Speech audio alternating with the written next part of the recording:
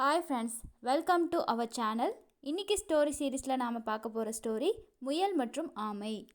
The Hare and the Tortoise. Once a hare was boasting of his speed before all animals. ஒரு முறை ஒரு முயல் எல்லா விலங்குகளுக்கு முன்பாக தன்னோட வேகத்தை பற்றி பெருமையாக பேசி கொண்டிருந்துச்சு. He said, I have never been beaten.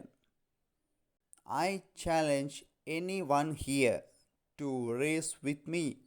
அப்போ முயல் சொல்லுது, நான் ஒருபோதுமே யாராலையும் தோற்கடிக்கப்படவே இல்லை அப்படின்னு சொல்லிட்டு. நான் சவால் விடுறேன், என்னோட போட்டி போடுறதுக்கு யாராவது இங்கே இருக்கீங்களா அப்படின்ட்டு. A tortoise said, I accept your challenge. So a race started. அதுக்கு ஆமை சொல்லுது, நான் உங்களோட சவாலை ஏற்றுக்கிறதுக்கு தயாராக இருக்கேன் அப்படின்ட்டு. அதுக்கப்புறமா ஓட்டப்போட்டி தொடங்குது. The hare ran at once, but soon stopped and lay down to have a nap. He thought, the tortoise will never be able to catch up.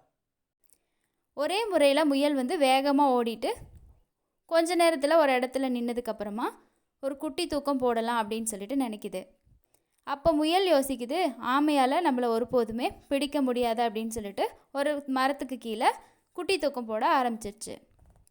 The tortoise slowly walked, and when the hare awoke from his nap, he saw the tortoise crossing the finishing line and could not run fast enough to win the race. முயல் தன்னோட தூக்கத்திலேருந்து எழுந்து பார்க்குறப்போ அந்த ஆமை மெதுவாக நடந்து போட்டி முடிவடைகிற இடத்த கடக்கிறத பார்க்குது. அதுக்கப்புறமா முயலால் பந்தயத்தை வெல்ற அளவுக்கு போதுமான வேகத்தில் ஓட முடியலை. Moral of the story: slow and steady wins the race. இந்த கதையோட கருத்து என்ன அப்படின்னா, விவேகமே வெற்றியை தரும் அப்படின்றது தான்.